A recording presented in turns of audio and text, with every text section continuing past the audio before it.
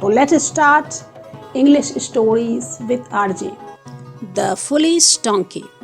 Once a lion appointed a fox as his advisor. The fox was very witty.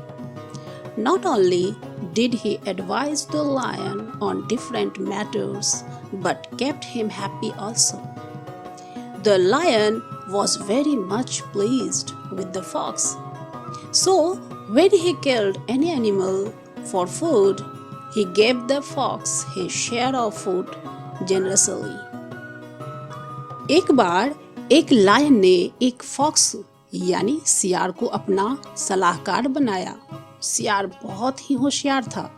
न सिर्फ वह lion को विभिन्न मामलों में सलाह देता था, बल्कि उसे हमेशा प्रसन्न भी रखता था। लायन भी उससे बहुत खुश रहता था। इसलिए जब भी वह कोई शिकार मारता तो वह निश्चित रूप से सियार को उसका हिस्सा देता।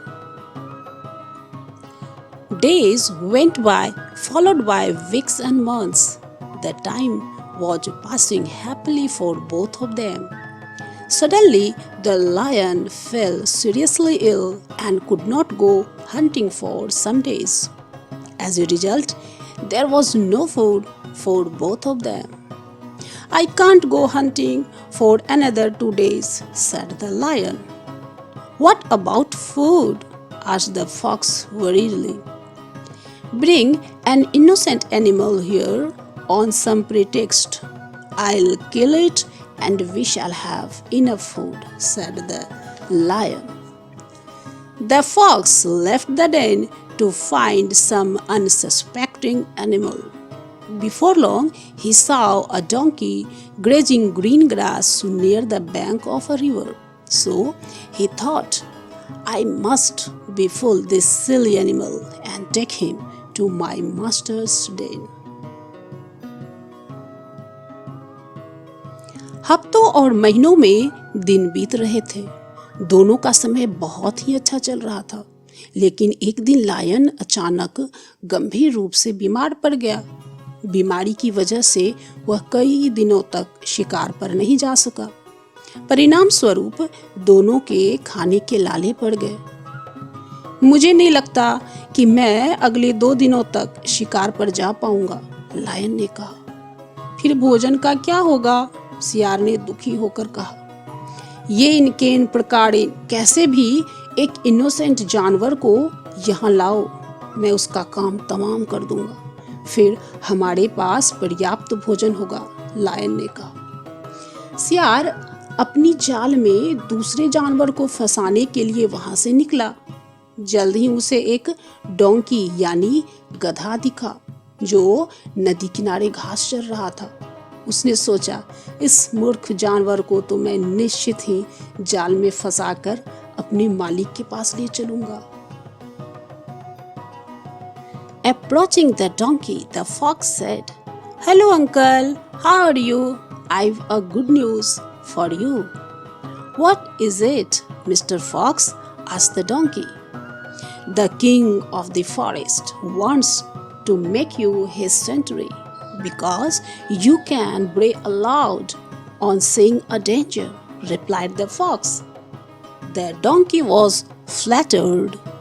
He did not pay attention to the intention of the cunning fox. The foolish donkey gladly went over to the lion's den, where he was killed. The lion and the fox enjoyed the donkey's flesh and satisfied their hunger. अपना प्रस्ताव लेकर सियार donkey के पास पहुंचा और बोला, hello uncle, आप कैसे हैं? आपके लिए एक खुशखबरी है। ऐसी क्या बात है मिस्टर फॉक्स? डोंकी ने कहा। इस जंगल के राजा ने आपको अपना संतरी बनाने का निर्णय लिया है, क्योंकि आप दूर से ही खतरे को भांपकर अपनी आवाज से सभी को चौकन्ना कर सकते हैं, सियार ने जवाब दिया। गधा सियार की मीठी बातों में आकर फूले नहीं समा रहा था। चालाक सियार की चालाकी को वह बिल्कुल भी नहीं भांप पाया।